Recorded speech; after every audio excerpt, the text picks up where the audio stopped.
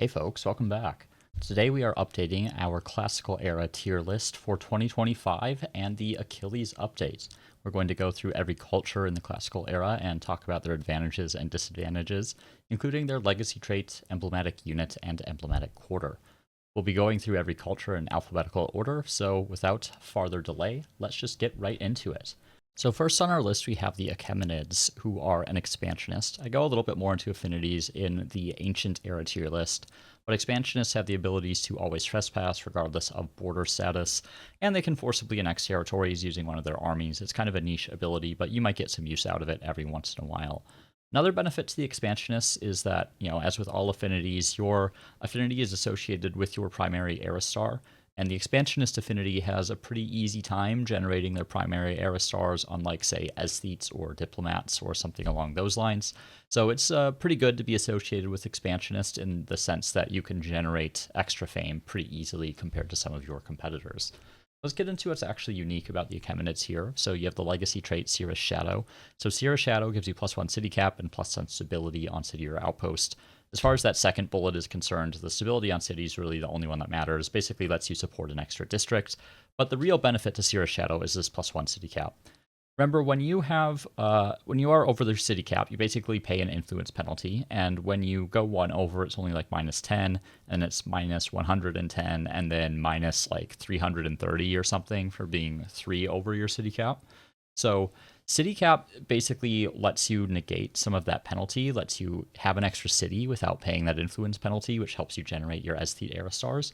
But more importantly, it actually gives you another city that is providing you with all the different things that you need in order to progress through the eras and generate the fame that you need, right? An extra city provides you extra money, extra science, extra growth, extra production queue to build military units, extra locations for emblematic quarters. And there are very few ways to actually get city cap in Humankind. And most of the time, everyone's going to have the same city cap because you're going to choose the same civics that give you city cap and research the same texts that give you city cap. So this is one of the few ways, like outside things that are generically accessible to everyone, to actually increase your city cap and increase the number of cities that you can maintain. So our emblematic quarter, the Satrap's Palace, it is basically a market quarter. It gives you a little bit of baseline money, a little bit of influence, and more importantly, it gives you influence per adjacent district as well. It does give you the classic -10 stability penalty, and gives you a trader slot and exploits some money. I actually like the Satrap's Palace a lot, and it's a bit of an odd one to be associated with the Achaemenids as expansionists. But what's really nice about the Satrap's Palace is that money and influence are two of the stars that I find the hardest to generate personally. Particularly the aesthete era stars can be pretty challenging. And because the Achaemenids are not associated with being a merchant or being an aesthete, the Satrap's Palace kind of increases in value a little bit, because the thing about the primary affinity is that although you get increased fame for meeting those era star goals, it also increases the requirement of meeting that era star. So because it's not a merchant or an aesthete, the Satrap's Palace kind of provides additional value because it makes it easier to generate some of the harder era stars to get, and you don't have those increased thresholds. So I actually like the Satrap's Palace a lot because money and influence are things that you need to generate just to get those era stars, but can be a little bit challenging if you don't actually have the right emblematic quarter for it. And then moving on to the emblematic unit, the Immortals, really, really strong unit. So they have a baseline strength of 28, sort of normal stats. They do have a 180 production cost, which is double what swordsmen are, so they are more expensive, as well as the upkeep is a little bit higher, and they have a resource requirement of 5 copper. They get some extra benefits, though. So they have anti-cavalry, which is +8 combat strength when fighting mounted enemies, and the more important one, in my opinion, which is Bastion, the +3 CS when fighting from high ground or a fortified position. So a fortified position is like being behind walls when you're defending a city, for instance. So the Immortals are actually an incredible unit, probably one of the best units of the era. And the main reason for this is, A, they have a baseline strength of 28, which is already higher than a swordsman, but also the Bastion ability is incredibly effective. When you are playing Humankind and trying to fight your battles, you should basically always be positioning on high ground whenever possible. So the Immortals basically benefit from doing something that you are already going to be doing anyway. So baseline strength of 28. You're on high ground, gives you an extra +4, and you get an extra +3 from being on high ground. So in a lot of situations, the Immortals are actually at an effective combat strength of 35, which makes them fairly comparable to pikemen from the next era. And in some ways, you can actually like go up into the medieval and avoid getting pikemen for a while because the Immortals are still very effective. And in the off chance that you're fighting someone like the Goths or the Carthaginians or something, you have that nice anti-cavalry bonus to take advantage of when you're fighting like the war elephants and Gothic cavalry and that sort of thing. So overall, like Immortals, really good units. You can basically just get a ton of them and have your entire army as Immortals, and they're still going to be perfectly effective. And one thing to mention to keep in mind as we're going through the rest of the list as well is that the classical era is what I would consider to be the most unit-dependent era of the game, because there are only 2 units that you unlock in the tech tree during the classical. The first is swordsman, and the second is horseman. Outside of that, there's nothing. You have no other options in order to bolster your military. So you are fairly dependent on your emblematic unit in the classical era to be effective on the battlefield. And in the case of the Achaemenids, the Immortals are one of the most combat effective units in the classical era. So overall, the Achaemenids, they have really an excellent legacy trait, excellent emblematic quarter, and excellent emblematic units. They all do exactly what you need them to do, and they're a very versatile culture across multiple outputs, partly because of the Satrap's Palace, but also because the legacy trait with the extra city cap, as well as the ability to support slightly more quarters on all their cities, gives them the ability to generate those extra FIMs that they need compared to some of the other cultures. And I'd say an advantage is kind of their lack of weaknesses as well. Like, I can't really identify any substantial weaknesses that the Achaemenids have, right? You might say, well, they don't generate science, but it's not really that hard to generate enough science without picking a scientist culture in the classical era, or really for most eras in the game. It's a much easier era star to generate compared to the money or the aesthete stars.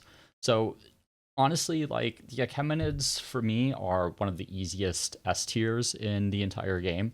They give you exactly the tools that you need to be successful for the entire era, and you can roll that over into a snowball as you continue to go up into the medieval and later eras. So next on our list, we have the Aksumites, and the Aksumites are a merchant, so they have the passive ability that allows them to buy resources without a trade agreement. This can actually be fairly useful, especially if you have somewhat hostile cultures kind of around you and you still want to trade for some of their resources. Scales pretty well into the classical and later. The active ability, though, is a little bit useless. You can kind of use influence to create a resource extractor or to generate a little bit of money. It's really not that much money, and by this point in the game, you're going to have all your resource extractors online anyway. So, like, frankly, I don't really use this much past the Ancient Era.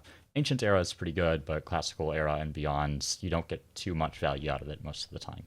Let's get into what's actually unique here. So the legacy trait Horn of Plenty gives +2 money on tile producing money.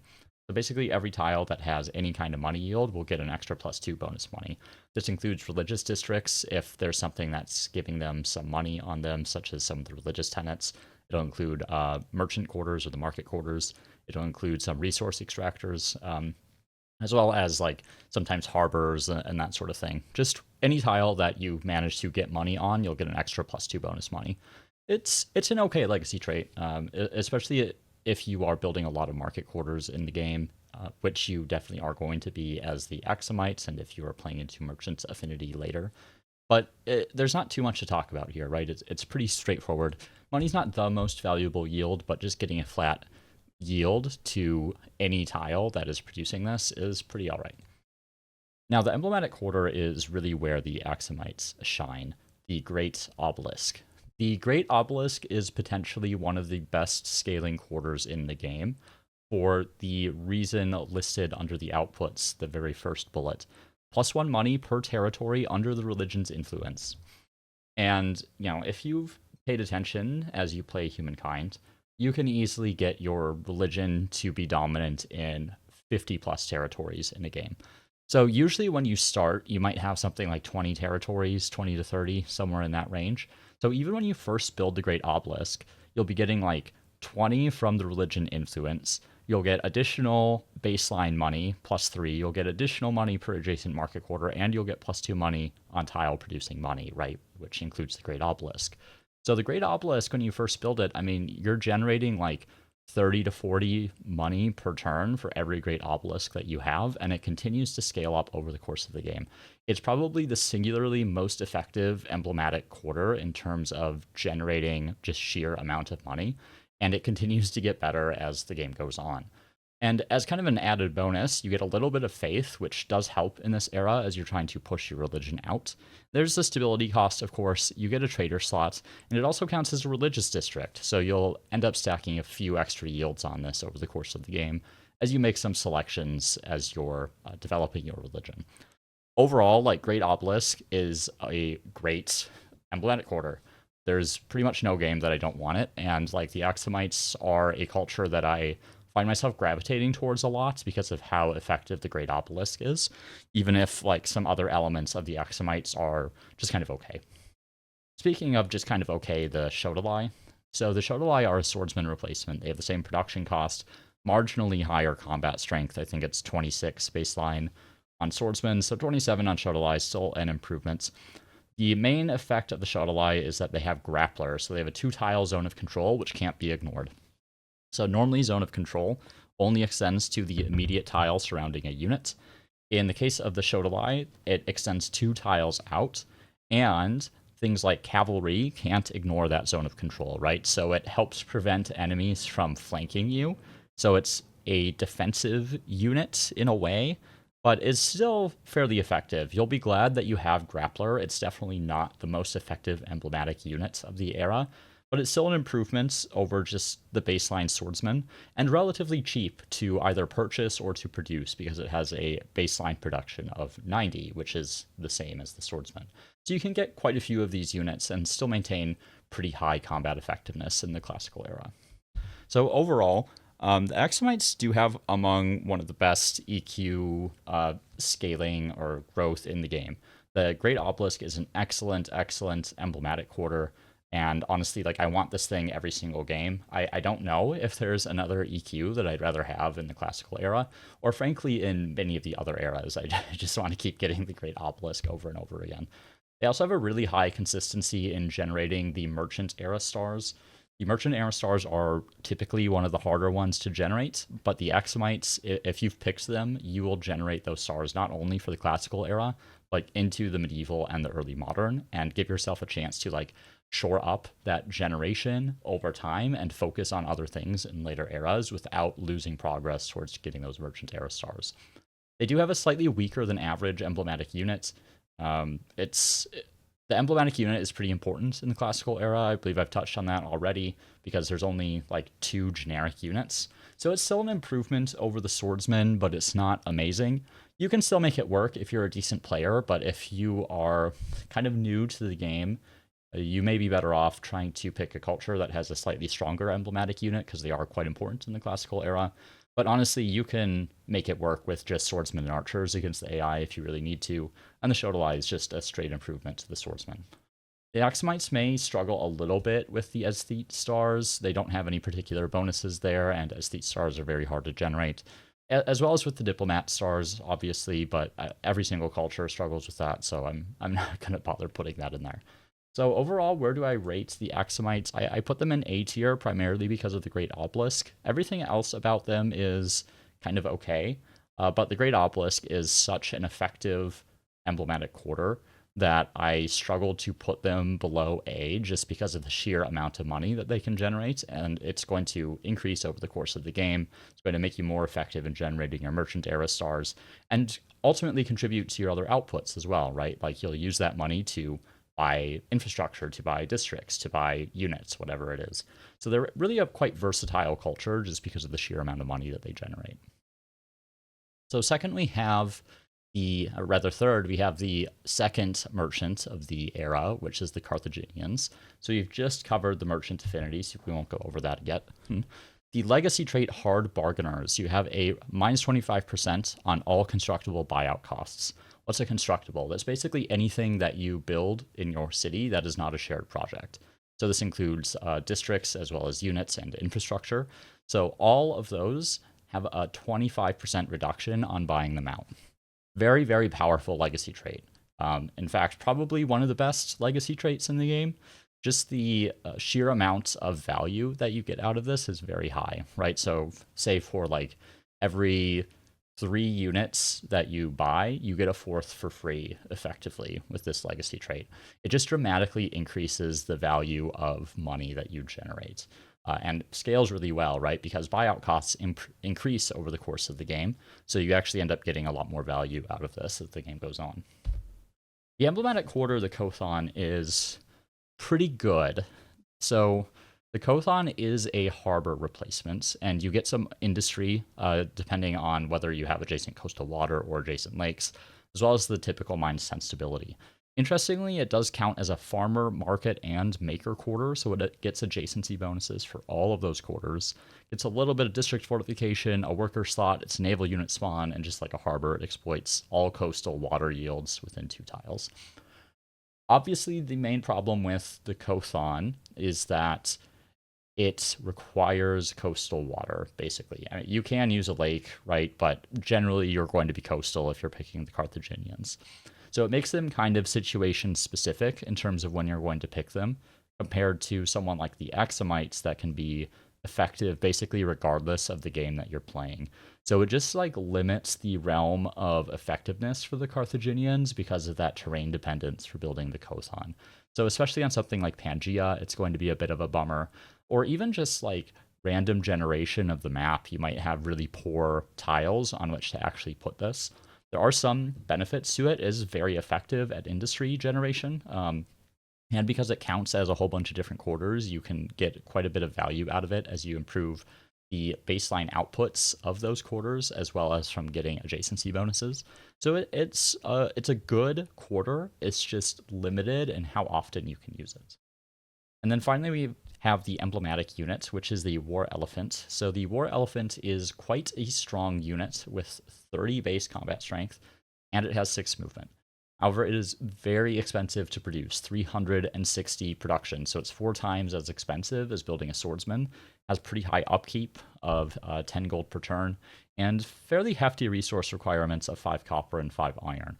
Typically, that won't be a problem, but every once in a while, you might run into a game where you struggle to meet those resource requirements, so your production cost will be a little bit higher. It is heavy cavalry, so it gets that +3 CS when it attacks units that it doesn't start its turn adjacent to, and it also can't attack across fortifications, which is actually a really big issue in the classical era, I would say, in particular. Generally, because most of the classical era, you're only going to have access to battering rams. This is kind of true in the medieval as well. And you don't like get access to the ballista until a little bit late in the tech tree. And typically you don't want to try to siege down cities anyway. You just want to assault as soon as you attack them. So war elephants not being able to cross walls makes them a lot less effective in sieges, which is just generally true for all cavalry units. The War Elephant does have an additional ability as well, Trample. So it gets +4 CS against weaker units. So any unit that has a lower CS than the War Elephant is even more powerful against them. So it's very effective at like breaking frontline units, especially if it's just like a low combat strength swordsman or something like that. The War Elephant can do a tremendous amount of damage to those units and really open up holes in enemy front lines, assuming that you're not attacking a city. And that's where the War Elephant kind of runs into trouble, as well as just the sheer production cost of it.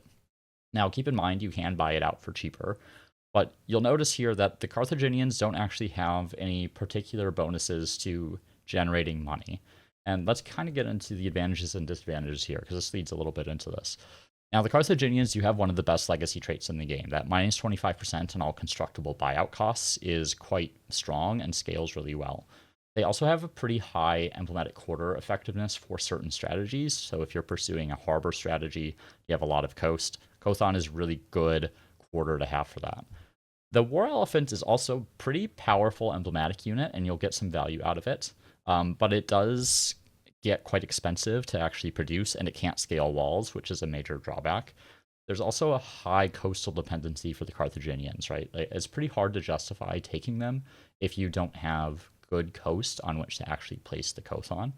And then finally, and I think actually the biggest drawback and the thing that often kind of prevents me from choosing the Carthaginians is that they're really inconsistent in generating their main era stars, because they don't actually have any bonuses to generating money.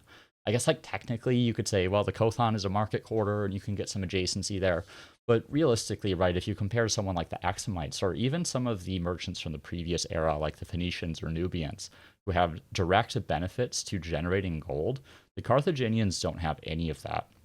And what this means is they're less effective in the era in which you choose them. They have good scaling because of the legacy trait, and they can produce things somewhat efficiently because of the Kothon. Have a decent map presence because of the war elephant, even if it is expensive to produce. But I find with the Carthaginians, you're often making kind of a bit of a classical era sacrifice in order to have a really powerful game later in the game. The thing with that kind of strategy, it is viable, it does work. It's just that value now is worth more than value later. And right, because you want to be able to snowball your game. If you are sitting on 5 cities at the end of the classical, you've won multiple wars, you have a bunch of really effective emblematic quarters that are in every single territory in your empire, you're going to be better set up than if you did not have all those things but have this legacy trait, right? So there's just some limitations to the Carthaginians, and I think it's okay to decide to make this trade off. And I think overall, I put them in the B tier with the caveat that they are definitely above this if you're pursuing that harbor strategy. Like if you have a lot of good coastline, if you picked like the Phoenicians first, if you got the religious tenants that gets you extra food on coastal terrain, that sort of thing, it can be a really good culture. I just don't like the main drawback for them is that they can't get any benefits to actually generating money era stars, with it being their primary era star, as well as kind of that coastal dependency. So that's why I put them in B tier. I wouldn't say they're niche, but they're a lot more dependent on the map being favorable to you than a lot of the other cultures in this era. Next up, we have the Celts. So the Celts are an agrarian. So agrarian's pretty straightforward. You get 5 temporary stability when you gain a population. Pretty useless, in my opinion. Population is kind of slow to grow, and temporary stability doesn't really give you much. And then the active ability, you can spend some influence to attract one population from every adjacent territory into one of your cities. This includes your own cities as well as allied cities. It also gives other players a grievance. So you can kind of steal some population. It's kind of an okay ability. You'll use it every once in a while, but nothing really stand out about agrarians, in my opinion.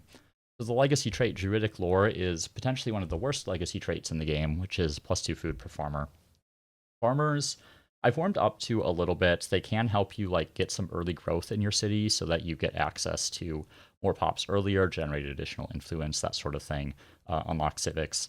It's just by the classical era, you're not going to be using a lot of farmers. The main problem with farmers is that they often consume more food than they actually produce. So there's pretty limited incentive to utilize many of them. Even taking this legacy trait into account and taking the granary into account, I mean, maybe you can sustain an extra 2 population in your city, but 2 population is not particularly worthwhile. And Druidic Lore is just not really a legacy trait that I value at all. So the emblematic quarter for the Celts, the Nemeton, it's all right. It's an okay quarter. So you get +3 food per attached territory, you get a little bit of faith and some extra food for adjacent farmers quarter, and it does count as a religious and farmer quarter. So the Nemeton is pretty reliable. You're generally going to get the same value from this every game that you play, and I'd say is probably the main selling point of the Celts is that you feel like you're going to be able to perform to a certain level with them regardless of the game that you're in because of the Nemeton.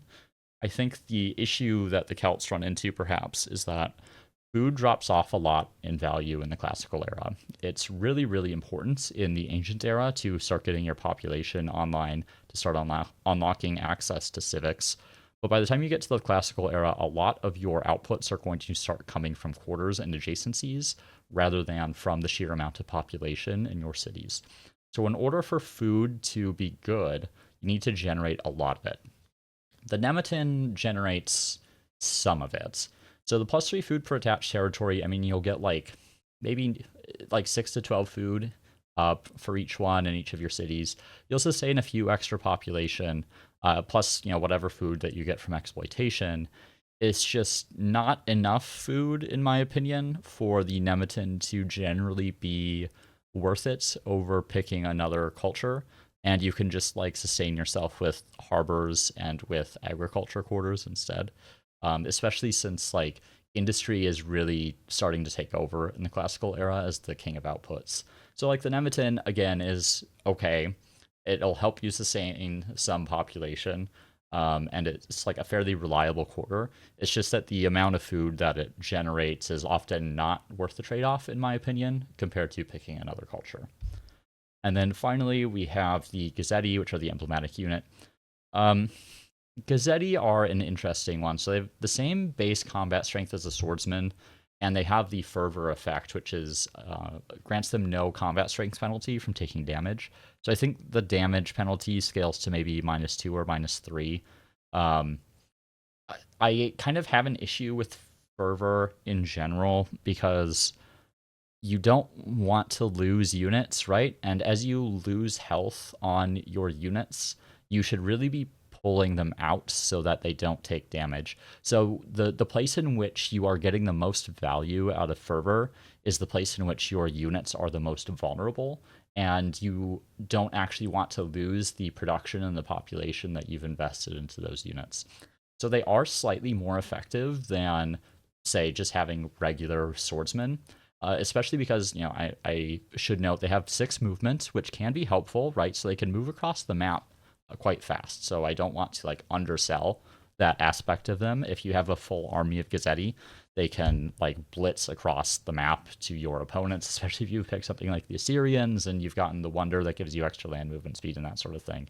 Um, but overall, they're just like an okay unit. I would prefer to just have more baseline combat strength, right? Because if you think about something like the Shadalai, which has the 27 combat strength, because they have higher combat strength, they actually take less damage on initial attacks. So it takes them longer to get to a point where you need to pull them back from the front line. Whereas the Gazzetti don't become stronger until you already want to pull them out, right? So that's kind of my baseline issue with the Gazzetti. Still better than just having regular old swordsmen, but not by very much. So overall, Celts, they have like decent food generation, and because of the food generation and the low cost of the Gazzetti, they have pretty high unit spam ability. So you can like really create a mass of Gazzetti and try to overwhelm your opponent. But they also have like a really bad legacy trait. They have a below average emblematic unit, which might be underselling the Gazzetti a little bit, or overselling them. Really, they're pretty bad for this era. And then the Nemeton, it's not listed as a negative because it's pretty much in the middle. I just don't think it like generates enough food most of the time to be picking the Celts over most other options. So where do I put the Celts? I put them in C tier. I don't think they're D tier. They're not awful. And I will say that the classical era is pretty tightly clustered as far as the value of cultures. I don't think there are any cultures in classical that are objectively bad. But when I compare them to other cultures, they just don't really stand up quite as well. Like the emblematic unit is below average. The legacy trait is pretty terrible. The Nemeton is okay. The thing with the Celts is like you can pick them and kind of know what you're going to get from them for the era. It's just like that ceiling that you have for the Celts is pretty low compared to a lot of the other cultures that are in classical, and that's kind of why I've put them in the C tier. So next we have the Garamantes. I'm not really sure how to pronounce this name. They do have the agrarian affinity, which we just covered. So let's get into the legacy trait. Legacy trait is another dud, in my opinion. So +5 influence on main plaza if city is growing. I mean, basically, if you're still adding population to your city, you get +5 influence on your city. Say you have 5 cities in your empire and they're all growing, you get +25 influence. Ooh, big deal. I mean, by this point in the game, you're going to be generating like a few hundred influence probably. So like an extra, say, 15 to 25 influence is really not that big of a deal. I really don't value Desert in Bloom to any great extent. Like it supplements your influence a little bit, but you're barely going to notice the impact of this LT. Emblematic Quarter. The Fagara is a great quarter. And I know I just like kind of heckled food a little bit with the Celts, but the outputs on the Fagara have much higher potential than the Nemeton does in most situations, and that's for a few reasons. So the Fagara actually doesn't require a city connection. It can be placed anywhere in the territory that it's in, as long as it's placed next to rocky field, stone field, or sterile tiles. What's interesting about the Fagara is that it actually allows you to make use of sort of dead terrain to generate food. So you get +2 food per adjacent sterile terrain. The Fagara also gives the tiles that it exploits 1 extra food, which increases the value of all of those tiles. It's actually really interesting because the Fagara performs really well in a situation where you have, like, say, one random rocky field that's next to a bunch of really high food output tiles, which actually happens a lot more than you would expect.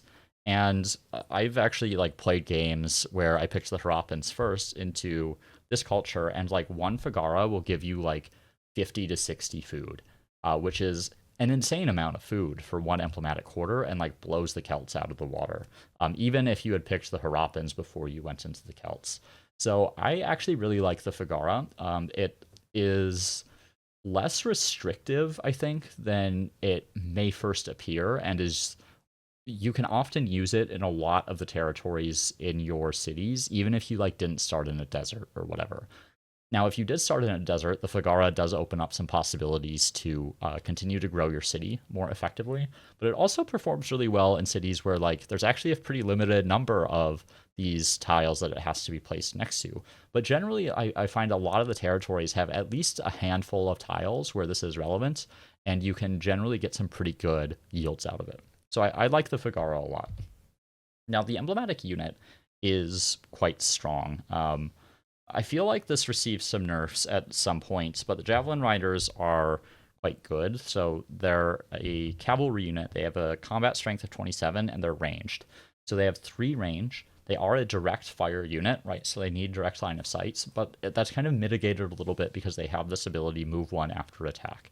So after they throw their javelins, they can move 1 tile. And kind of what this lets you do is cycle a bunch of Javelin Riders through a single tile where they have line of sight of enemy units and focus fire on those units, even though you don't have the ability to do indirect fire.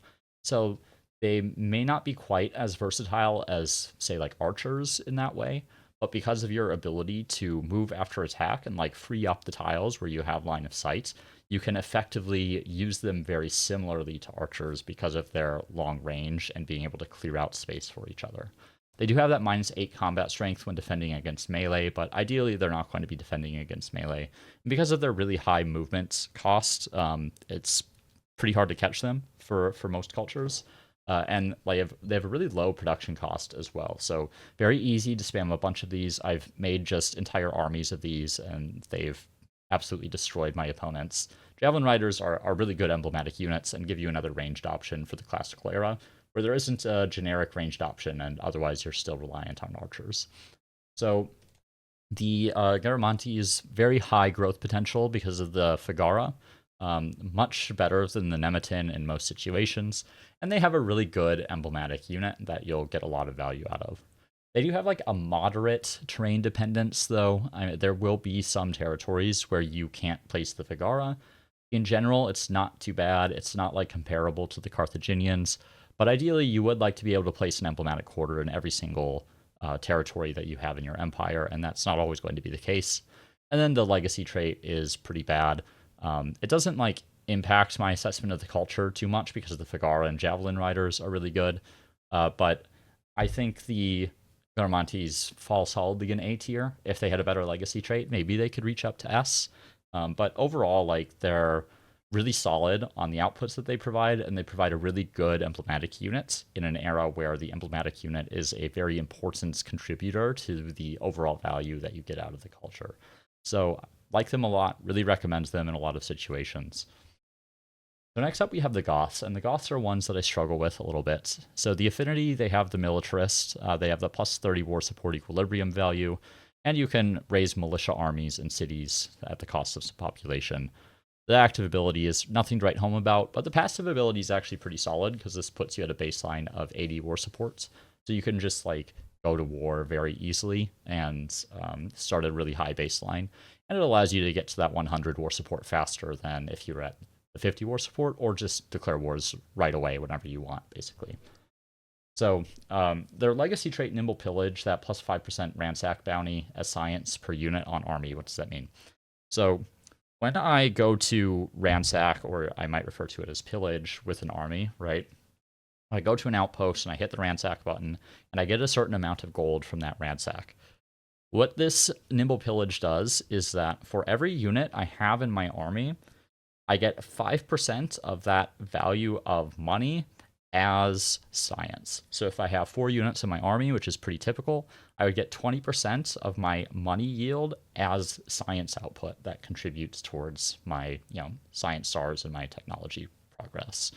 I also have this +2 influence on garrison, which is a bit of an odd one, in my opinion. Well, let's get into that, because the emblematic quarter, the tumulus, is actually a commons quarter.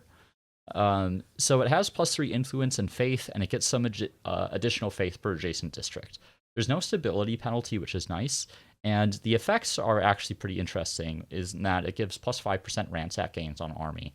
So for every tumulus you have, you're getting an additional 5% on your ransack. This doesn't scale exponentially, right? Because I think the ransack gains, the percentage is calculated based on the baseline ransack bounty, right? So say you got a base of 200 and you added 5% to that, which I think is 10, right? You get 210.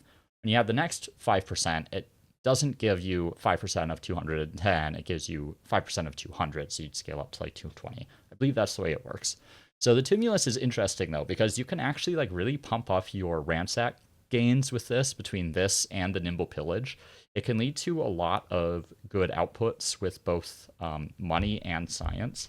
There is a bit of a drawback to taking this approach to money, which is that the money that you get from ransacking doesn't actually contribute to your merchant era stars.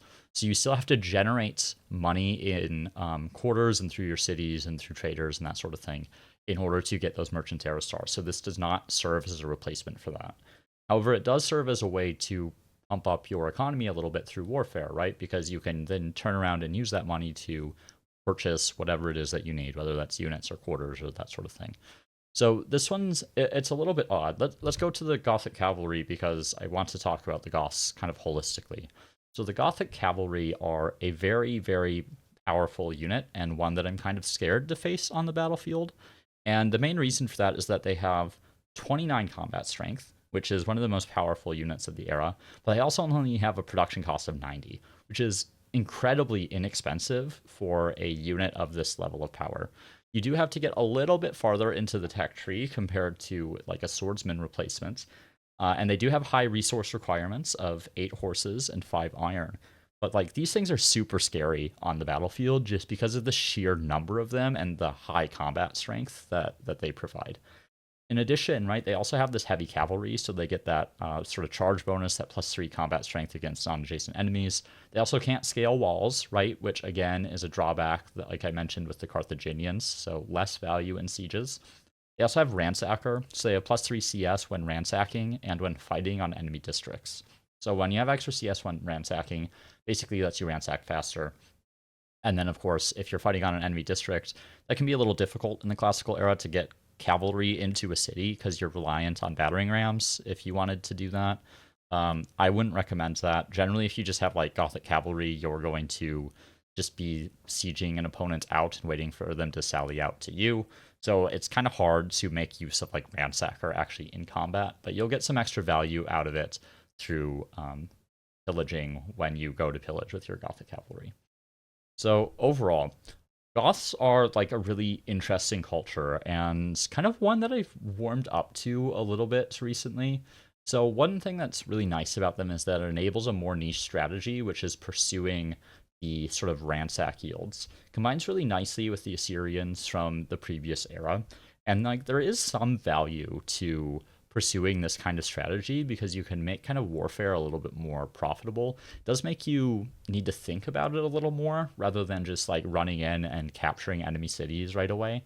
There becomes a more methodical approach to waging war because you want to think about how do I actually generate the most value out of this war other than just taking enemy cities. They also have a really inexpensive and high combat strength emblematic unit, which is really important in the classical era. Like the sheer number of Gothic cavalry that you can produce and the like their high combat strength and low production cost is so good. You can just get so many of these and obliterate opponents with these guys. They're significantly higher strength than a lot of the other units in this era, especially if you've been able to pump them up in other ways with various combat strength bonuses. Think like the Stables of Pyramses from the previous era, which gets both extra movement speed as well as extra combat strength on cavalry, and things like that, right? And you can like just really blow up enemy units with these guys. This isn't like a drawback, it's just a little odd, I guess. There is kind of like an anti-synergy on the legacy trait with the emblematic quarter. So you get +2 influence on garrison, but like the tumulus is a commons quarter. I mean, here's the thing, right? There is like a civic that unlocks when you have 3 garrisons and 3 commons quarters that reduces the cost of building either garrisons or commons quarters by 50%. You have to choose one or the other. So theoretically, if you had built some garrisons in Ancient, and then you take the Goths, and then you build a few of the Tumulus, and then you unlock the 50% cost reduction on garrisons, and then you can start getting your influence on really cheap garrisons. It's just like, it feels like a lot of steps to get to a relatively minor legacy trait bonus. Like, you shouldn't have that many garrisons that you're getting a ton of influence out of this, and it would be better, I guess, if this applied to the emblematic quarter. Like, I'd rather just have the +2 influence on the EQ and have a baseline 5 influence and 3 faith, rather than the +2 influence on garrison. Maybe that's just me. I can like kind of see the value of it long term. I think it just takes a long time to really take advantage of that part of the LT. They also have really inconsistent FIMS bonuses, which is a bit of a problem. So the Goths are kind of dependent on being at war with someone if you want to pillage their territory, or kind of pillaging unattached territory. And there are opportunities to do that. It's a little bit harder if you're playing on continents rather than Pangaea. Pangaea will still have plenty of unattached territories at this point in the game. Typically, on continents, it's a little bit harder to come across. So you're kind of dependent on being at war in order to like really get the max value out of the Goths. And they don't have like any particular bonuses to like real FIMS generations in the context of their cities. So it makes it a little bit more challenging to play because they don't really scale particularly well in terms of like enabling your own cities, but they do enable like a strategy that can be pretty effective that you can leverage into improving your cities through generating science and money. So they're like a bit of a challenging culture to rate for me. I have warmed up to them more than in the past, and I put them at B tier. And honestly, like the main thing carrying them here, in my opinion, is the relative strength of the Gothic cavalry. However, the pillage gains can be really strong with the Goths. They do require a bit more knowledge of the game, I think, to kind of hit their ceiling in terms of how effective they can be. I don't think their ceiling is as high as the cultures in the A tier or the S tier. I think B tier is kind of the maximum. And really just like the kind of nature of the strategy is a little vulnerable, right? You have to be able to fight and win wars. So if you're like a good player that has a lot of experience with Humankind, you can definitely get the max value out of the Goths. If you are a newer player, the Goths are probably a lot worse than this, and I would recommend like a more stable culture where you can pretty much always guarantee you're going to be getting the maximum value out of it through the use of building the emblematic quarters, right, specifically, as well as like high value legacy traits. So I'm kind of hedging a little bit with the Goths. I think last time I put them in C tier, I've eased up on them a little bit just because I do value the ransacking a little bit more, but it is like a very specific strategy that you have to pursue. Next up, we have the Greeks. The Greeks are a scientist, so the scientist passive ability allows them to research next era technologies. It's a bit of an odd one in the classical era. I actually don't value a lot of the medieval era attacks very much. A lot of the value in the scientist is enabling to like unit rush or rush to particular infrastructure to improve the value of your cities. But the amount of that in the medieval era is kind of limited. It's one of the worst eras for infrastructure. There is one particular tech that gives you extra food on all food exploitations. That's probably the one I'm most concerned about. The pikeman upgrade, for instance, because of the Greek emblematic unit, is not that important. I guess you can get access to crossbows, but classical era I find an odd era to be a scientist personally. And then the active ability allows them to convert industry and money in one city to science. You can maybe start making use of this in the classical era when you have like 4 cities and you can like churn out a bunch of science, but it's not anything amazing. This used to be like you can do it on a whole bunch of cities, but with only one, like, might make use of it sometimes, but it effectively disables your production queue, and that can lead to some problems of its own. So the legacy trait Socratic methods rather is +2 science per researcher. This is not a bad legacy trait. It's not amazing. You'll definitely be filled up on researchers in several cities. Say you have like 5 researchers in one city, +2 science per researcher. You'll get an extra 20 science because of this legacy trait, and apply that across all your cities, and it will scale up a little bit as the game goes on. Generally, like this extra X output per Y specialist is like an okay legacy trait. I don't rate it super highly, but it's also not bad unless you are applying it to farmers, which are not very effective. But in this case, because it's researchers, it's a fine legacy trait. The emblematic quarter, the amphitheatron, which I'll just call the amphitheater, is an interesting one. So the amphitheater provides +3 science and +1 influence per era, some science per adjacent district. This isn't per research quarter, this is per adjacent districts. It does count as a research quarter though, so ideally, you'd still place research quarters next to it because research quarters will benefit from that adjacency. And you'll note here that it doesn't actually provide a researcher slot, which is a little odd considering the legacy trait with Socratic methods. The amphitheater would be a bit better if it provided that researcher slot, but overall, it's actually not that bad of an emblematic quarter, right? So say you only have one adjacent district, you'll probably need a minimum of 1 to build this, and in the classical era, you'd have +6 science and +2 influence per era, so you'd have +8 science and +1 or +2 influence. So it's an okay emblematic quarter when you build it, and it does scale up over the course of the game. Will be fairly effective as far as producing science. It is more effective than a baseline research quarter, just with the drawback that it doesn't provide you that researcher slot, which might be fine, right? That kind of opens up your ability to put specialists into different positions, right? To either provide more industry or more money, or if you're really desperate, maybe put them on farmers, right? So amphitheater, it's an average effectiveness quarter. It's a decent bit more productive than a research quarter, but not amazingly more productive than a research quarter. Then the emblematic units, the hoplites, are pretty strong. So they have a base combat strength of 27. They are somewhat expensive to produce at 180 and have the 5 copper resource requirement. That shouldn't be an issue by the time you get into the classical era. They, of course, also have the anti-cavalry bonus, so they have +8 combat strength against mounted units, so this includes something like the Gothic cavalry or the war elephant from the Carthaginians. So this can be quite valuable in certain situations.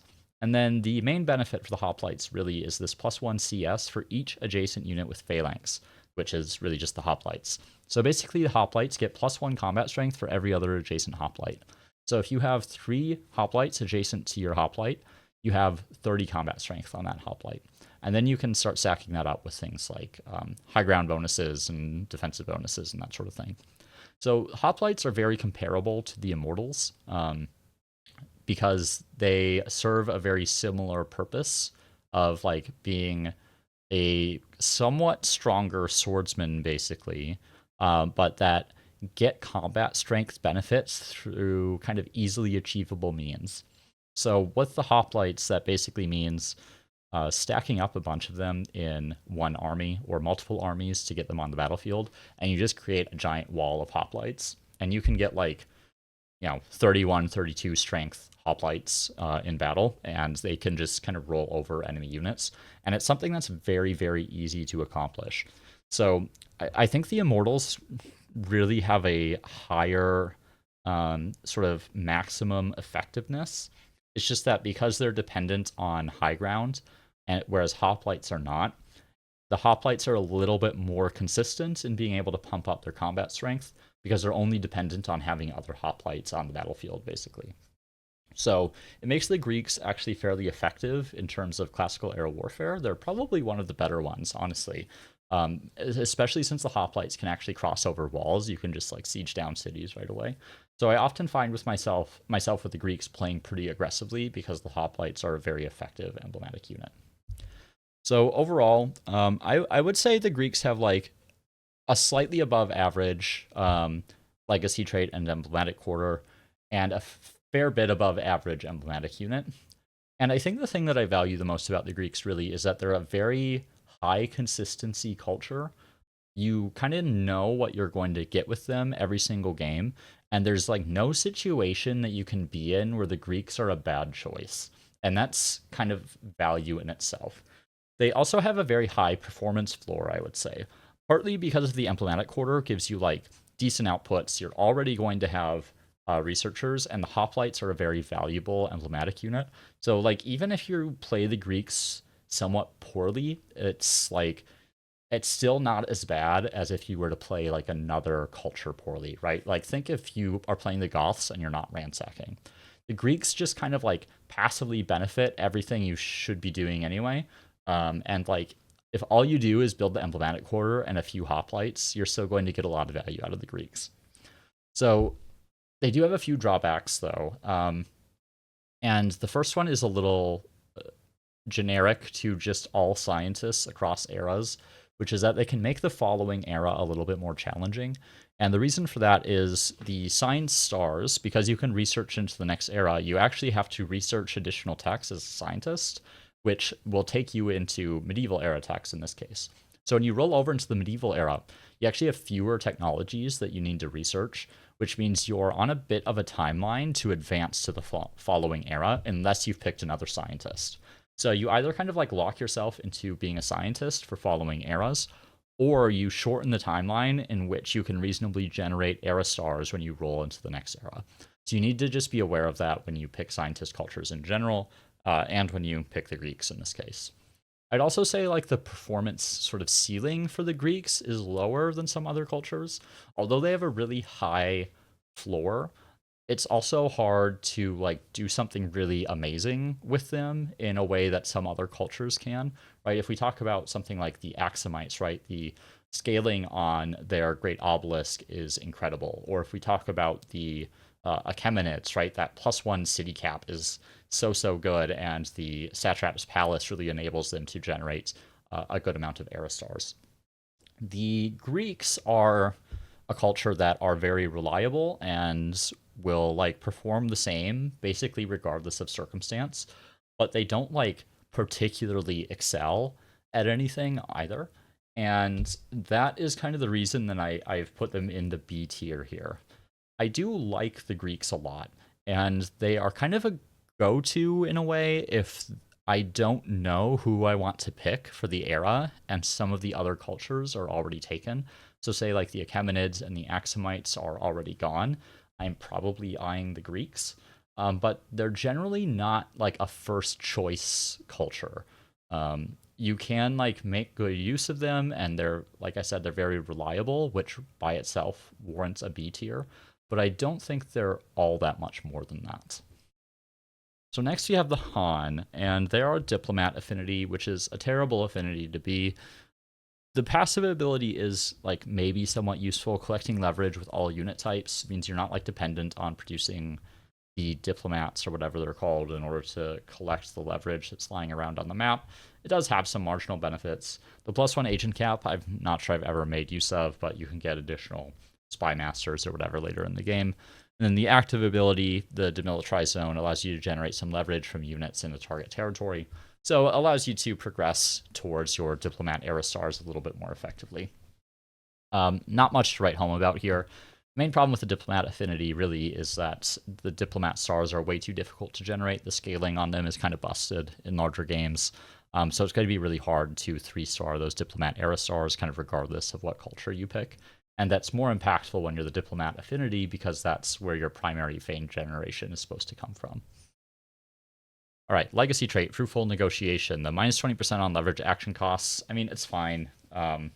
Placate has been devalued a little bit in the Achilles patch because you can no longer placate when at war. You have to be at peace. And then there are some other leverage actions as well that you might get some value out of, but like it's like not a very good system is part of the problem. The leverage actions are not particularly valuable other than placates. You can get some other like things out of the leverage actions. You know, you can like expel units or whatever, but like frankly this 20% leverage action cost reduction is hard to really get a lot of value out of, especially with changes to placate, so it's not something I value particularly highly. Now the emblematic quarter is a little bit different, the paper mill. So the paper mill gives you +1 science per research technology. It does reduce stability, and it also counts as a maker's quarter as well as exploits industry. So it's an interesting mix of basically science and production. It does have some constraints on it. So it has to be placed next to a river, but it doesn't have to be attached to like the city center. So you can kind of place it anywhere, just like with the Fagara. So there are some like cases where this is not very good. So if you don't have a lot of rivers, or you don't have a lot of territories with rivers, you actually like can't build the paper mill in those territories. But if you do have a lot of rivers, it allows you to place it in relatively effective positions where you can exploit a decent amount of industry, pump up your science a little bit because of the +1 science per research technology, so it continues to get better over the course of the game. It also creates the paper deposit. So the paper deposit gives you +10 science per paper when you collect one of the leverage intels that's lying around the map. So say you have, 10 paper mills, and you get a +10 science per paper. So overall, you would get 100 science every time you collect one of the leverage intels. It's actually kind of interesting. It does, like, I don't really value picking up the intelligence very much in most cases, just because, like, the leverage is not super valuable. Obviously, you want to try to generate the diplomat era stars, but often there's just better things to be doing. And personally, I hate the mini game of like running around and picking those things up. However, in this case, it actually like makes it a little valuable to kind of grab that paper, and especially when combined with the passive ability, you'll just like accidentally run over leverage stuff anyway with your units that will kind of be out and around the map. So it allows your units to kind of be out in the field and generate science for you, in addition to performing the various duties that you need them to perform, either defending your territory or attacking other players' territory. So the paper mill is actually like a pretty decent emblematic quarter because it takes use of terrain that you want to have anyway, which is the river, provides you double outputs in terms of science as well as production, as well as like enables a little bit more effectiveness of picking up that leverage intel. Like overall, it's a pretty decent emblematic quarter. And the emblematic unit is actually pretty good as well. It's not as good as some of the other ranged units that are available in the classical era, but having any ranged unit at all in the classical era is really strong because there's no generic upgrade for the archers. So when you have the Lian Nu Bing, that's a little far forward. When you have the Lian Nu Bing, you have the 27 combat strength, which is a tremendous improvement over the archers. It is a pretty high production cost at 180, and has the typical kind of ranged combat penalty when you're defending against melee. It does have this repeating crossbow, which is the +8 combat strength on attack after a round of defending. I find this one's a little difficult to make use of because you really want to be attacking every turn if that's an option. So I don't get as much value out of the repeating crossbow as some other combat effects. But just the fact that you have a 27 combat strength, free range unit in the classical era makes this very valuable by itself, regardless of the repeating crossbow effect. It is direct fire, so you're a little bit more limited in the way that you can use it, right? You can't shoot over your own units, right? Unless there's like a terrain differential. But, you know, if you're on the same terrain, you can't shoot over your own units with Lian Nu Bing.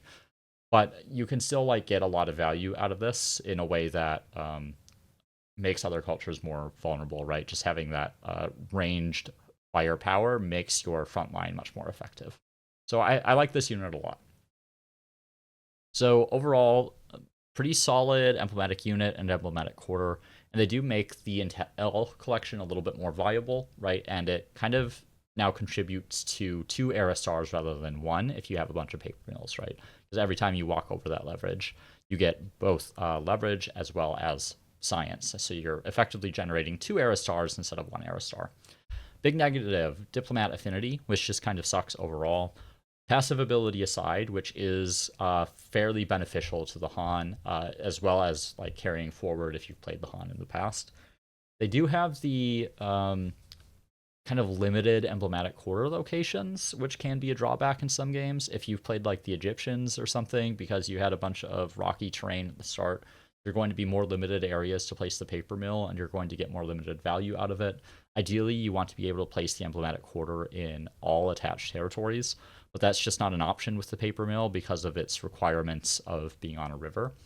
And then, of course, just like leverage action cost is not particularly impactful. I don't think I've ever noticed this legacy trait really. I mean, I like see the effect when I click the button, but there's never like a situation where I'm like, oh, thank God I have reduced leverage action cost because this is so helpful to me in this moment. It's just there's not that much you can do with leverage, so reducing the leverage action cost has limited impact. So overall, I did place the Han in the B tier. I don't think I could justify C just because the paper mill is actually pretty decent and the Lian Bing is actually pretty decent. I am biased against the diplomats. I think they're a pretty terrible affinity overall. But I also think that the paper mill and the Lian Bing give you the tools that you need to succeed in the classical era, especially if you are kind of proactive about picking up leverage intel, which you really should be as the Han. But they give you some production, they give you some science, they give you a pretty combat capable unit. So it kind of gives you a little bit of everything that you need in the classical era, and they perform relatively consistently as long as you have river access in most of your territories. So I think overall they're a B for me. Next we have the Huns, another militarist. We won't cover the ability again, but you can see it there for reference. So their legacy trait, you get +2 combat strength on cavalry, so this scales up, or not doesn't scale, but is impactful over the course of the entire game. You also get this funny ability, +5 science per unit in hostile territory. The Huns can kind of like reproduce their units, so you can get up to an okay amount of science with this. So, if you have 20 units in enemy territory, right, you can get 100 science per turn. Of course, the enemy territory shouldn't stay enemy territory for very long because you want to try to capture it, but it does provide a little bit of boost to science. Now, they do have this kind of odd part of their legacy trait, which is that you can't evolve outposts into cities during the classical era. And that is not too bad of a limitation because typically when you get into the classical era, you are going to be conquering cities rather than founding them, but it does reduce your versatility a little bit, especially when you combine it with the effects of the Ordu, their emblematic quarter. So saying an emblematic quarter is a bit of a misnomer here because it is an outpost replacement, and it allows you to purchase Hunnic hordes with influence. You do need 4 population on the Ordu in order to purchase them. And it is like fine, I guess, that you can do that. It's like the main way that you generate Hunnic hordes, right? You don't really want to build them, you want to influence purchase them, and the Hunnic hordes go out and conquer for you. However, it comes with like a really serious drawback that you can't attach them to cities. So the Huns can't evolve any outposts into cities during the classical era, and they can't attach any outposts to their cities. So the only option you have is conquering cities, and you have to live with whatever attachments that they have until you get up into the medieval era. So you kind of effectively can cripple your economy on accident if you're not really careful about when you pick the Huns. And neither the legacy trait nor the emblematic quarter gives you like a particularly reliable way of increasing your FIMS. When I say FIMS, food, industry, money, science, right? You can get some science per unit in hostile territory, right? But that trait shouldn't last a super long time because you want to win those battles to try to get your cities captured and get them up and running. But the cities that you capture might suffer a little bit because you can't attach any outposts to them. Let's talk about the emblematic unit, which is really the core component of the Hun. So the Hunnic Horde, they have a base combat strength of 20 and a range of 1. They're not melee. They have a range of 1, right? So they can fire against units that are adjacent to them. They do have the nomad ability, so they gather food when they ransack and fight, I believe. I feel like this was changed at some point, and some of the like wiki entries weren't updated. I think this is still correct though, that they get food from when they ransack and when they fight. So when you purchase them, actually, you'll get 4 of them at once from an outpost. You actually want to split the armies up, because if the army is full, you don't generate any more food. So you always want at least 1 empty slot with the Hunnic hordes, so that when you go about your business, you can start generating more Hunnic hordes. They also have multi-move, so they can move until all movement is depleted. So they can move like 3 tiles towards the unit, fire, and then run away from those units. So it makes them really annoying skirmishers that can like really do quite a bit of damage to enemy formations. Overall, they're a good unit. You don't want to build them; you just influence purchase them from your emblematic quarter. I don't have much more to say about the Hunnic hordes as much as I have to say about the Huns overall.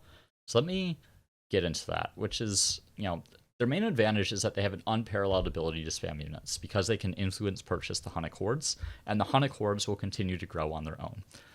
Very hard to stop the Huns once they get rolling. But they have a lot of problems. They have very limited FIMS benefits, right? So you get the +5 science per unit in hostile territory, which is fine. It can have some impacts, but like there's a time limitation on that, right? Unless you're literally just declaring war and sitting in enemy territory, which I guess you could do if you really wanted.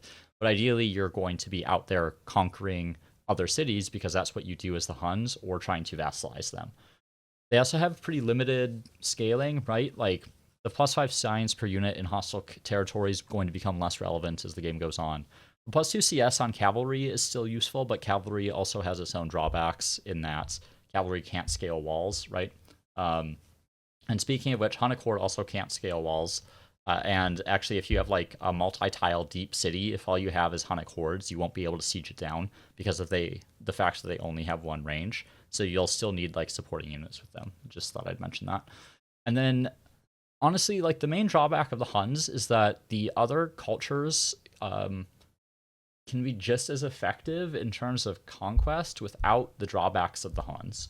Like if I think about the Achaemenids, right, I can buy a bunch of immortals or build a bunch of immortals. I can send them out to conquest. They'll do a great job taking cities.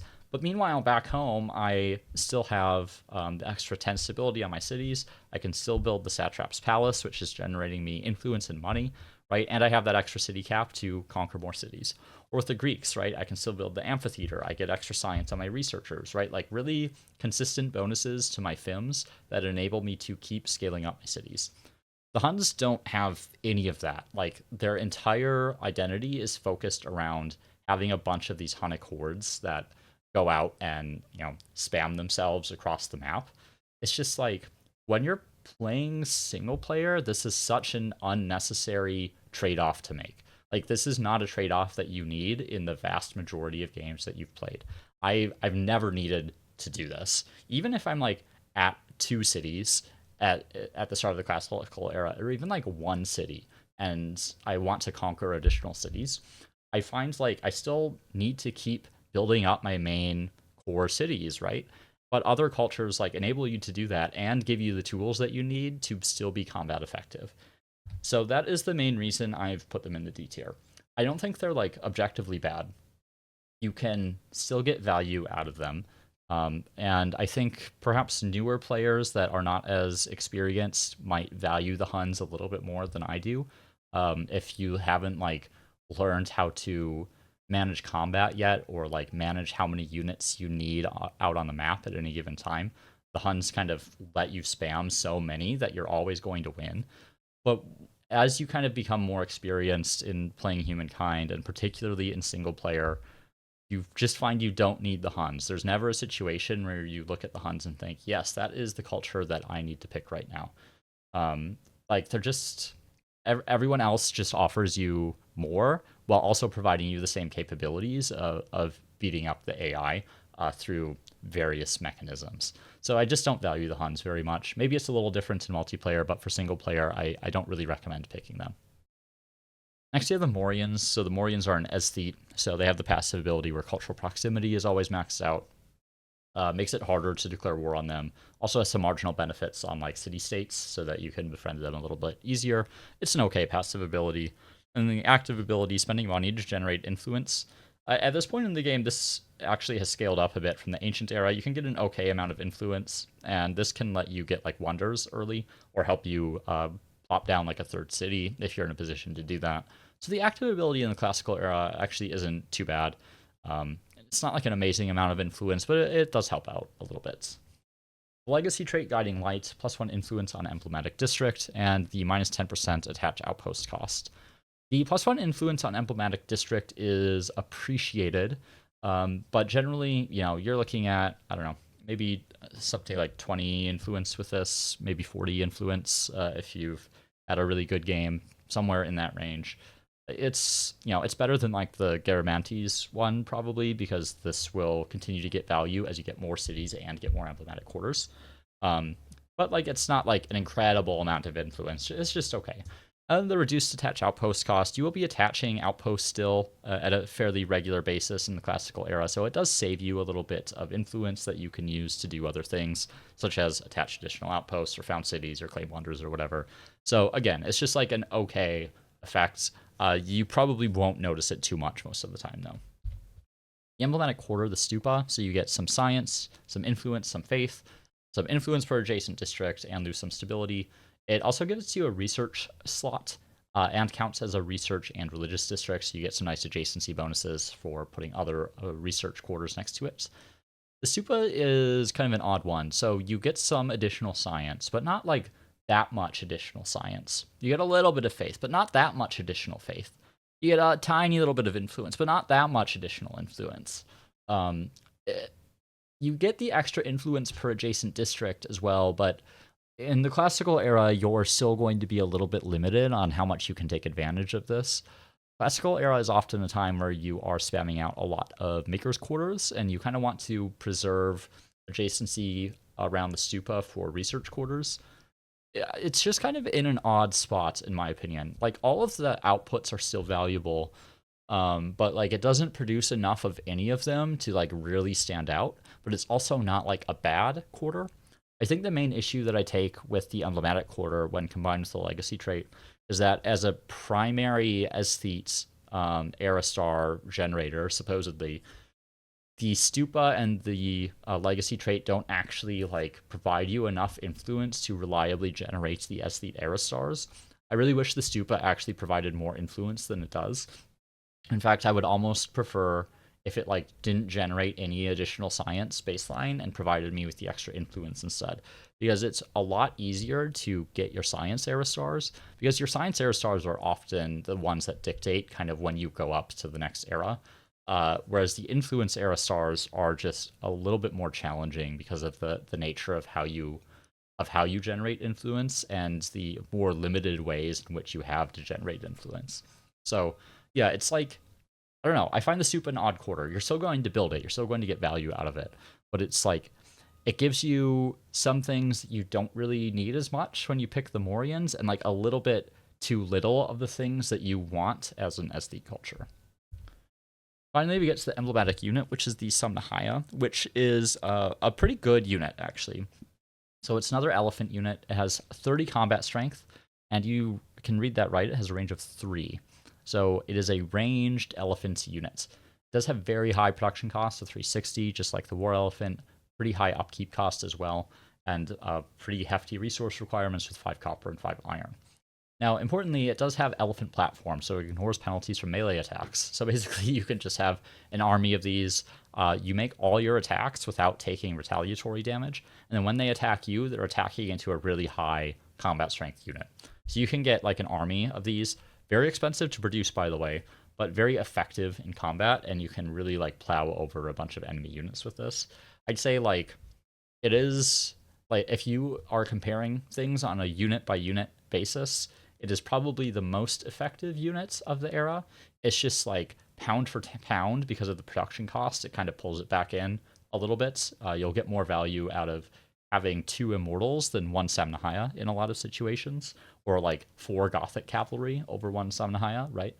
But having a few of these in your army to supplement it can make it a very, very powerful force, and definitely don't underestimate these things if you're going up against them. So overall, Mauryans are interesting. They're similar to the Greeks in a way, in that they're a very consistent culture pick. You're always going to get like basically the same amount of value out of the Mauryans in any given situation. So you can kind of pick them and know exactly how your era is going to go. And they do have like a very strong emblematic unit that you can make a lot of use of if you're playing aggressively. Some of the main drawbacks here, like I mentioned before, they just don't generate enough influence for the primary era stars. I really wish the Stupa generated more. They also have an incredibly expensive emblematic unit in the Samnahaya, and no benefits to production like the Carthaginians do. So it can be kind of difficult to produce a usable number of them. And they kind of have a limited performance ceiling. Like nothing about the Mauryans like really scales particularly well. And even in the classical era, like some of their outputs are kind of limited. Like the Stupa is like just okay in terms of its outputs and doesn't give you all the things that you need, like I just mentioned. So like the heights that you can reach with the Mauryans are kind of limited. But also like they basically perform the same in every situation that you're going to pick them in. And that's kind of why I put them in the B, right? Like they have an acceptable performance level, just like the Greeks, I would say. And they even have like a couple things going for them, like the Samnahaya, and just like the Greeks have the hoplites. But like holistically as a culture, they're like fine. You can pick them and still have a pretty decent game, but you're never going to like excel with the Mauryans in the same way that you can with some of the other cultures that are available in the era. Next, we have the Maya, who are the only builder affinity for the classical era. So builders get the 10 temporary stability when completing a district. Again, temporary stability is just not something that I value very much because it goes away after a few turns, right? So you're still going to have to deal with the stability. It's just you have to deal with it at a later point in time instead of upfront, which can have value, right? Maybe you want to build like a bunch of makers' quarters or something, and it increases the effectiveness of building your garrisons or whatever. But ultimately, it doesn't save you all that much, in my opinion. Then the active ability, you can set cities to land raiser, so you convert your money and science into industry. Again, this one's fine. Oftentimes, it can be a little painful to lose money and science, but I'd say losing money and science is less painful than losing industry and money. To compare to the scientist cultures, and allows you to like pump out a bunch of districts or a bunch of units or whatever. So I find I use Landraiser a little bit more than Collective Minds. Legacy trait, +2 industry per worker.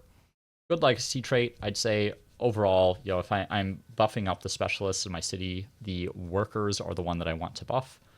If I had to just pick one.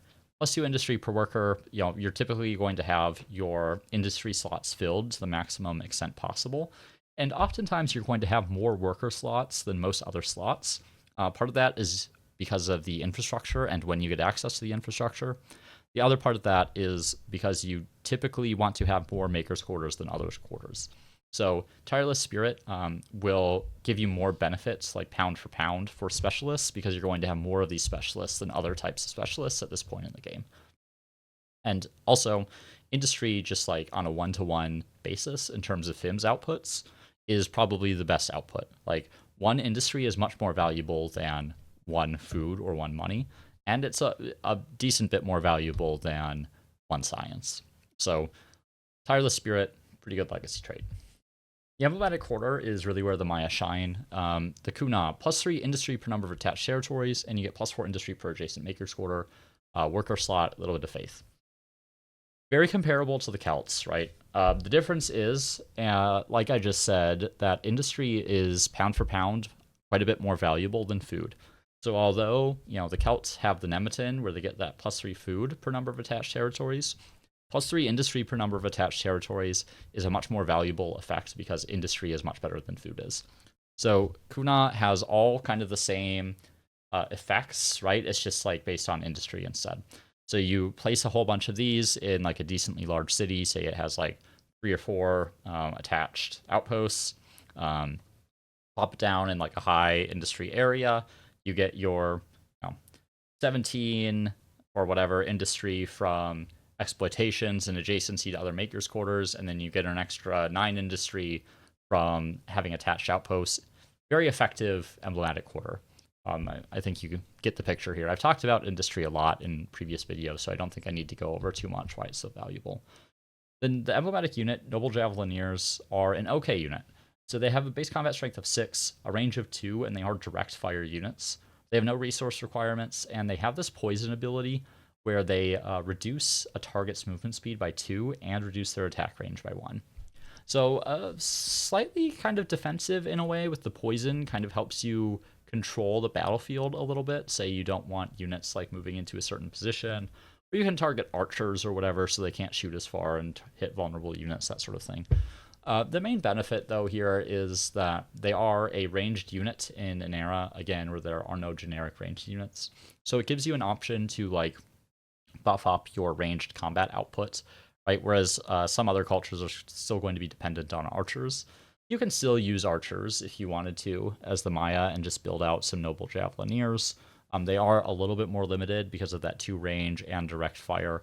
But having a couple of these in your army is still pretty nice because of the relative combat strength that they have compared to the archers, as well as the poison effects, allowing you to control the battlefield a little bit better. So overall, Maya, very high consistency industry culture, and they do have a decent ranged unit option. But the emblematic unit can be a little bit awkward to use, is kind of the main drawback here. Like if this were an indirect fire unit, Maya would probably go into S tier. But because the Noble Javelineers are a direct fire unit, with the same combat strength as swordsmen and only a range of 2, it kind of limits kind of Maya's maximum potential. They're still a very good culture, and I would put them in A tier. I think they're a slightly weaker A tier in some ways than the Aksumites or Garamantes because the like highs that you can reach with the industry is not comparable to the highs that you can get with the money and food for the other 2 cultures. But again, industry is still a very valuable output, and the Maya kind of give you the flexibility that you need to pivot in whatever direction, right? Because industry kind of allows you to do everything else in the game. Because if you have enough industry, you can build science quarters or market quarters or farmers quarters or harbors or whatever it is that you need, units, etc. So Maya, very high consistency culture, kind of like the Greeks or the Mauryans. It's just that the way in which they're consistent is better than the Greeks or the Mauryans, and that's why they've slotted into the A tier. Their culture you can pick every game and do quite well with. Next, we have the Nazca, who are a DLC culture. They're aesthetes. We've talked about them a little bit already. And their legacy trait gives you +1 emblematic district on territories with a natural wonder. So Nazca are really a bit of a flavor culture with this legacy trait. So if you have like a high number of natural wonders turned on, you can, get some decent value out of this. But if you only have like 1 natural wonder, you get 1 bonus emblematic district. Yay! I mean, some emblematic districts are pretty good, but like, is this really worth it over some of the other legacy traits? I don't know. It's a little bit too niche. So maybe if you have like 3 wonders, you can get some good value out of it. But overall, it's not an amazing trait, and oftentimes you're going to play a game where you have no natural wonders available. Emblematic quarter is the Nazca line, so no stability penalty from this, which is nice. And interestingly, it provides a bit of a different effect than some other emblematic quarters. So it provides +2 influence and +1 faith on emblematic districts. So what does that mean? All the emblematic districts in your city benefit from Nazca lines, right? As well as the Nazca lines themselves. So when you build the Nazca lines, your first Nazca line has +2 influence and +1 faith, both on itself, and it adds that output to other quarters. You build 2 Nazca lines. Now both of those Nazca lines have +4 influence and +2 faith, and it adds those outputs to your other emblematic districts. So you can see how this scales up. So you might have like, say, 4 of these in a city. If you have a wonder in that city, you might have like 5 of them, right? So all your emblematic quarters can get +10 influence and +5 faith, or whatever it is. You can see how actually this can scale up to a decent amount over the course of the game. And can really help you actually generate a decent amount of era stars, because you do want to get the maximum number of emblematic districts as you can in every single game that you play in all your territories, because they're typically a lot more effective than the baseline district. The main problem with the Nazca lines, though, is that influence and faith are among the least useful of the FIMs. By the time you reach the classical era, your influence needs are going to go down pretty dramatically, and you really need to be pivoting to industry, money, and science to start to win the game. You only just need enough influence to generate your aesthete era stars. The Nazca are actually like pretty decent at generating the aesthete era stars, but that's kind of all they're decent at.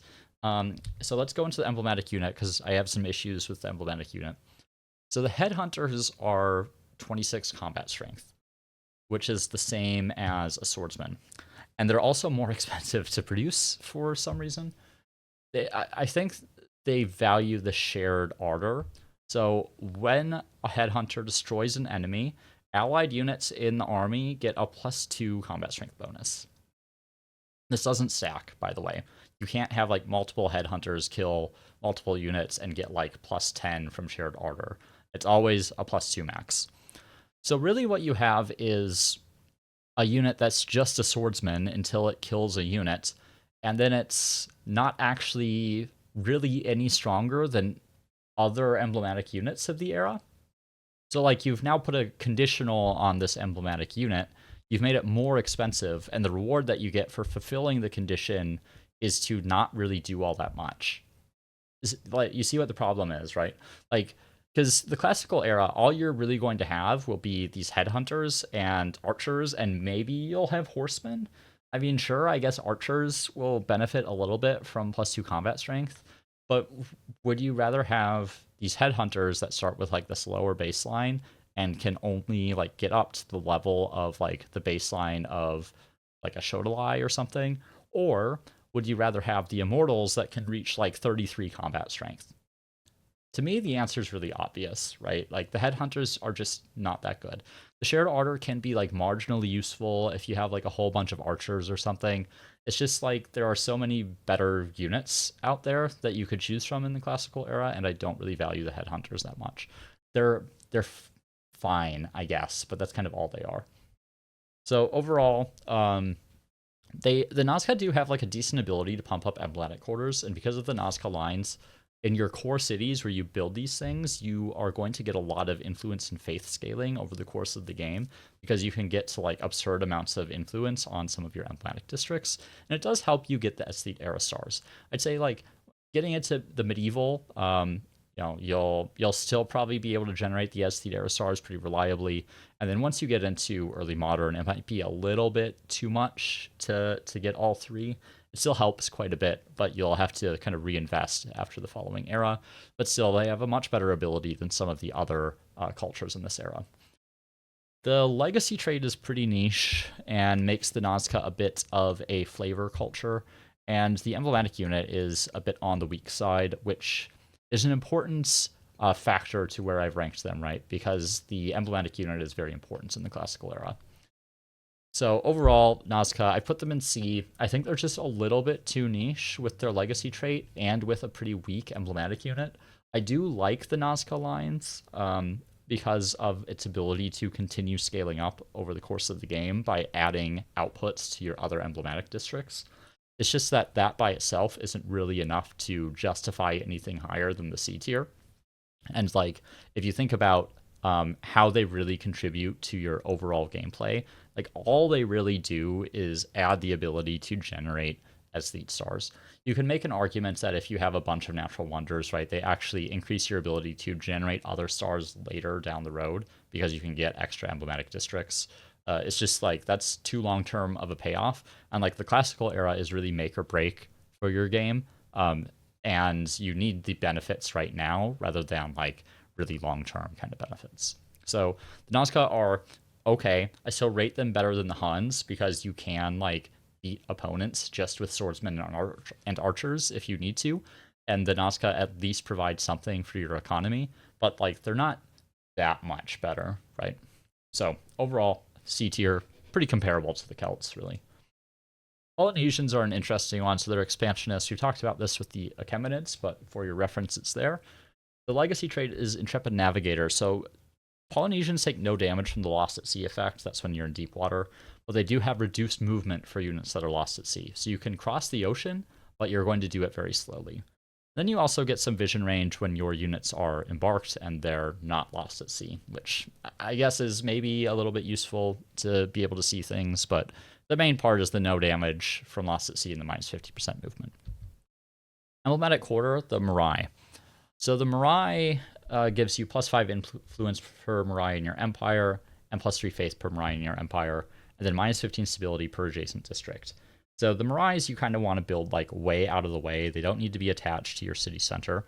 And the more of them that you get, the better of them they are, the better they become, right? So when you have one Maury, you have 5 influence and 3 faith on that Maury. When you have 2 Mauries, you have 10 influence and 6 faith on each Maury. When you have 3 Mauries, you have 15 influence and 9 faith on each Maury, right? So for every one you build, it makes all the previous ones better.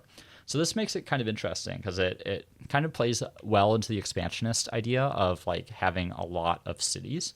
So you can like spam these out in a large number of cities with a large number of attached territories and generate a lot of influence and faith.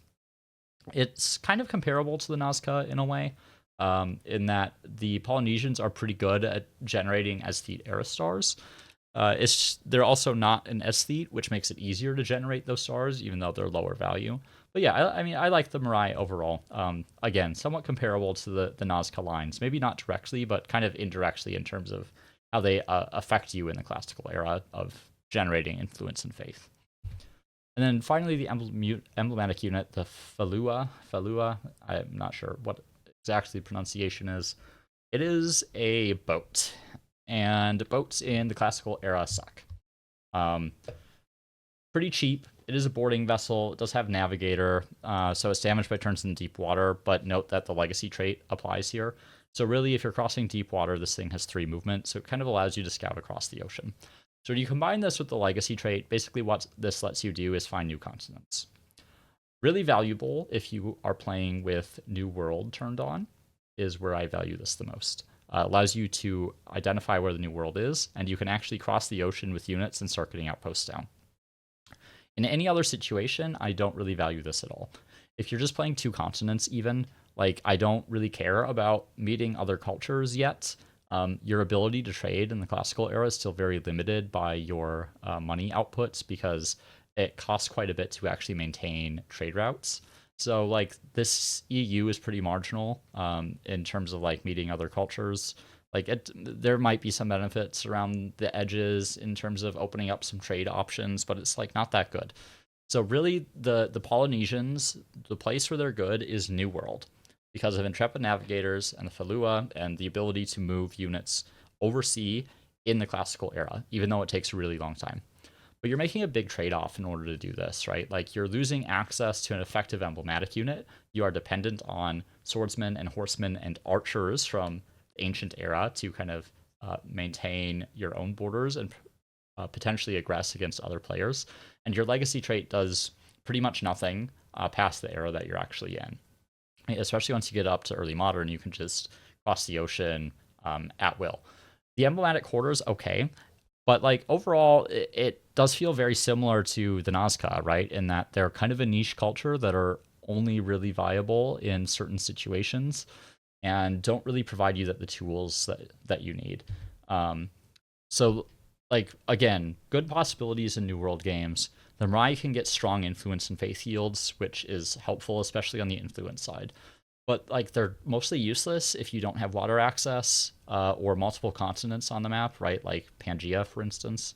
And the EU doesn't help in the most EU-dependent era. So like they're not great. They are a lot stronger on games with New World, but like otherwise they're a fairly weak culture, and that's kind of why I put them in C. It's not that they're unusable, it's just that the way in which they're usable is incredibly dependent on very specific map settings. So the Romans, I believe, are our last culture, another expansionist, which is there for your reference. Legacy trait, Legion's Finest, +1 unit slot on army, and plus 50% experience gain on units. So the +1 unit slot on army is largely a quality of life feature, really. It does make it a little bit easier to manage armies, and there's a marginal benefit here in that having fewer armies costs less upkeep. So, you know, if you have 5 units in an army compared to 4 units in one army and 1 unit in another army, you'll pay a little bit less money. But overall, like, the +1 unit slot on army isn't super impactful. You also get plus 50% experience gain on units, which is okay. Remember that experience gives you +1 combat strength for every level of experience you have. You'll often be popping out units with 1 experience level already, so you can get up to an additional +1 or +2 CS after that through combat. I don't typically find it very hard to gain experience on units, so I don't really value this much. The legacy trait is mostly just like quality of life improvement, really, with some marginal benefits related to the experience gain. Now, the emblematic quarter is an interesting one. So it gives you +5 influence space, some extra stability per adjacent district because it is a commons quarter. And then you also get +50 fame when built on Victorious City. So Victorious City is a city in which, or is an effect that is applied to cities after you've won a war, basically. So what you have to do with Triumphal Arch, ideally, is queue a bunch up, get them down to like the minimum amount of production, and then after you've won a conflict, you build a bunch of the Triumphal Arch and you crank out a bunch of extra fame. So you can get like a few hundred fame from the Triumphal Arches as the Romans in the classical era. It's not like super impactful on the game, but it is like a unique little benefits that the Romans get. The thing I do like about the Triumphal Arch, though, is that because it is a commons quarter, it doesn't have a stability penalty. It does provide you a little bit of extra influence, but it can open up the civic to reduce the garrison or commons quarter industry cost a little earlier in the game than normal.